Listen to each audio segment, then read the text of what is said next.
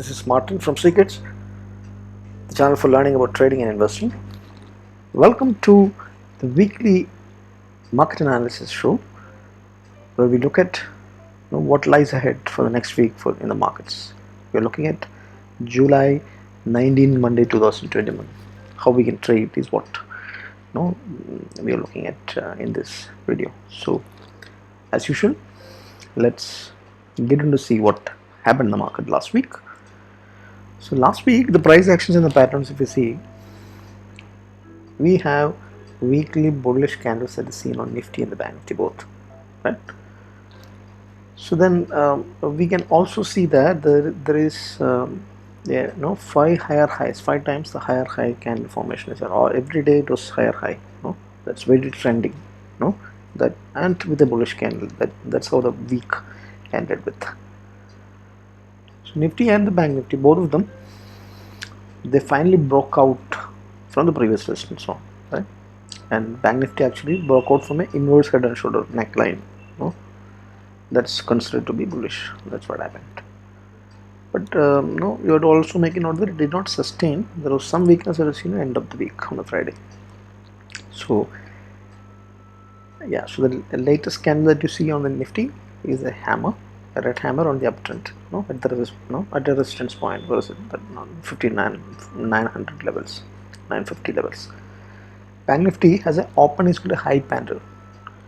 That candle pattern is considered to be bearish. That's on a daily. BANKNIFTY has a slightly bearish candle on the daily time frame. So Nifty and the BANKNIFTY, both of them is showing that the Bollinger Bands is slowly expanding the volatility. The volatility expansion is happening. The narrow range is slowly becoming wider. So we'll see each of this in the charts, whatever we discussed. What is the week's candle, what is the daily candle, and what is a candle hammer, and what is a open distributed low, and what is a Bollinger Bands. Let's look here. This is the weekly candles that you can see, right? This is the daily candles, right? For Nifty on the left side and BANKNIFTY on the right side. Both are bearish, you can see, right? The second one is more bearish because it's a open is equal to high. That's bearish. There is no wick on the top side. The first one on the Nifty, it's bearish, but it's a hammer. Hammer means there is some bullish pressure from the downside. Some element of bullishness is there in the candlestick pattern for the daily. Let's see the same for weekly. Left side Nifty, right side BANKNIFTY. You can see that Nifty overall is green. It's bullish, right? BANKNIFTY also is bullish, right? The last day it didn't perform. The last candle is what you see in the daily, Fridays. Otherwise, it's bullish. It has broken out from the previous range, and then the breakout has actually happened. Bollinger Bands also, you can see that there is an expansion. Some kind of expansion. There is a red candle there, so it might take some time. It will happen only slowly. Here also you can see there is a clear expansion. Right? The contraction of the Bollinger Bands is finished. The volatility expansion is happening, which is also bullish. Now let's look at the support and the resistances. There are some changes in the support resistance that has happened because of the resistance that has overcome last week. For the Nifty, the support 1 is 15,750 to 15,900. Support 2 is 15,500 to 15,650. Support 3 is 15,250 to 15,400. And after that, you have 15,000 to 15,050, the lowest support. Similarly, for Nifty, the resistance area is at 15,950, 16,000 and 16,150. So 16,150 is based on the Fibonacci trend projection. And the first support that you see at 15,750 and 15,950 is based on the previous resistance zone. Second support is Fibonacci 23 level. Third support is Fibonacci 50 level, and fourth support is Fibonacci 30 levels.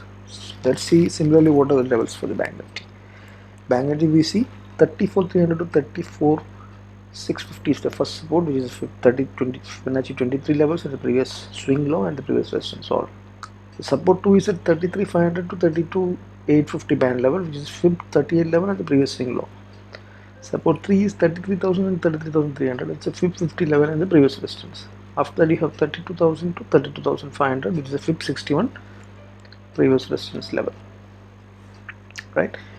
So the resistance zones for the BANKNIFTY is 36,500, which is the old resistance, which is and the all-time high 37,700. These are the two immediate resistance that is there upside for the BANKNIFTY, right?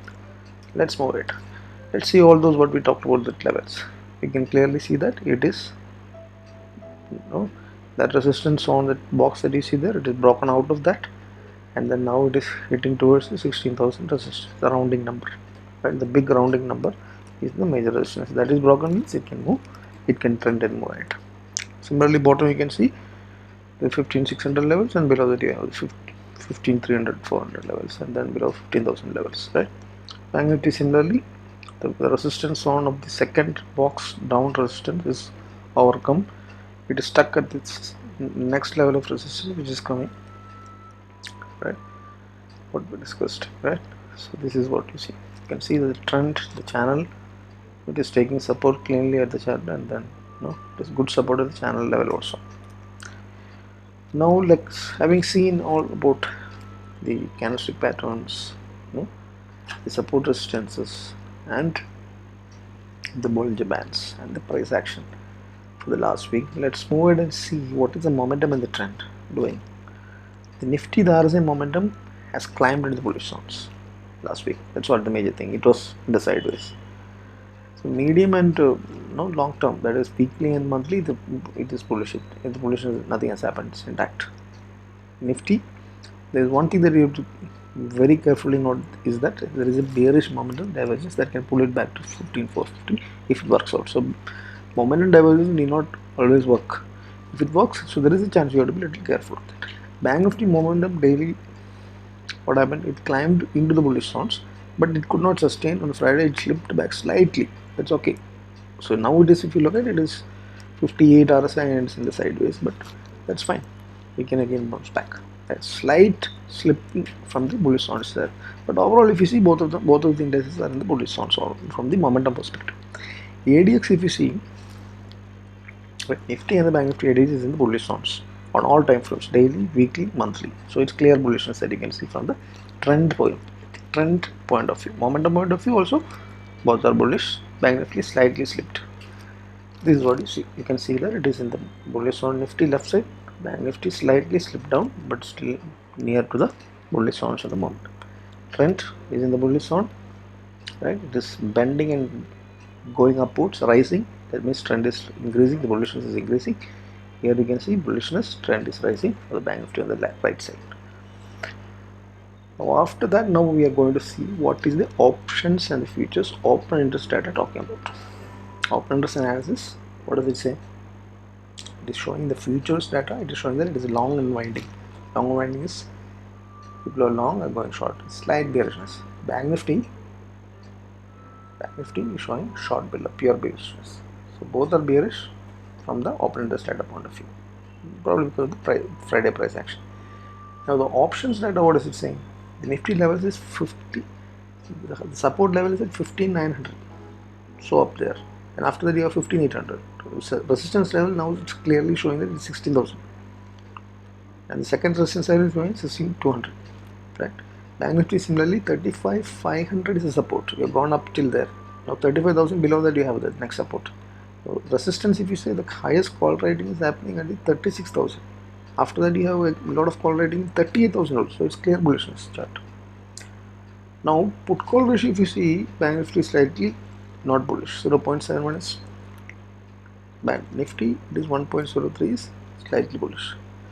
Right, so futures data, the last day's action is slightly bearish, but put call ratio overall for the next expiry, if you see, it's bullish on Nifty and slightly lacking bullishness in the case of Bank Nifty.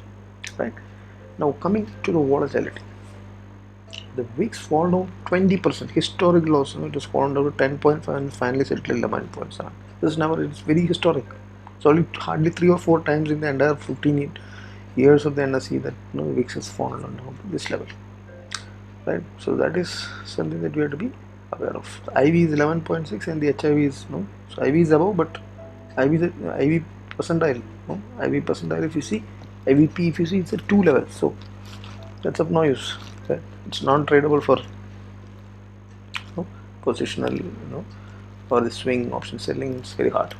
Buying also, it's, since it is remaining at the same IV level for the last 2 weeks or 2 or 3 weeks, it doesn't help much.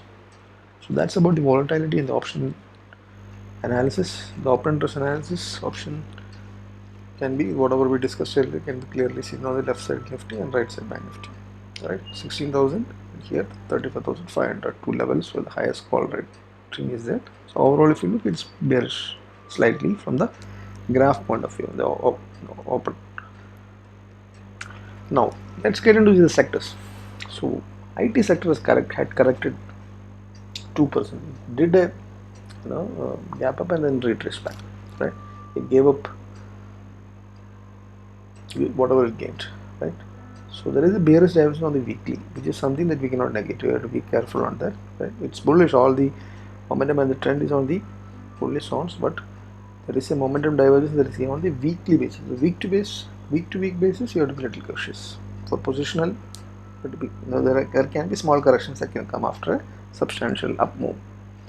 FMCG is consolidating sideways, right? It's a weekly doji that is there and indecisiveness, right? And we have to wait for the moment to catch up. So metal has got a bullish positive reverse divergence, which seems to be working. That is why last week metal shot up. So metal stock is something that we have to keep now bullish along with the IT.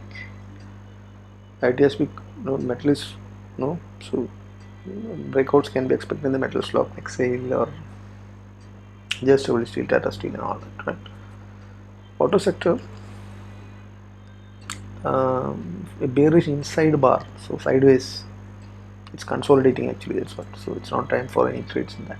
Pharma is 2.5% of move last week. I mean, it has broken out to the highest levels. So, but the only thing, just like IT, there has to be questions about bearish momentum divergence on the weekly basis. It can pull it back, right?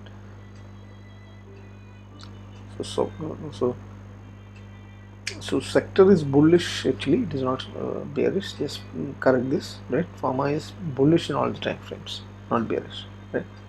There is a bearish momentum divergence that is there, right? Bearish momentum divergence can pull back the momentum and then market can correct a little bit. That's all it means. So this is the correction you have to make, but sector is not bearish in all directions, right? So pharma is bullish, metal is bullish, IT is bullish. IT and pharma is what?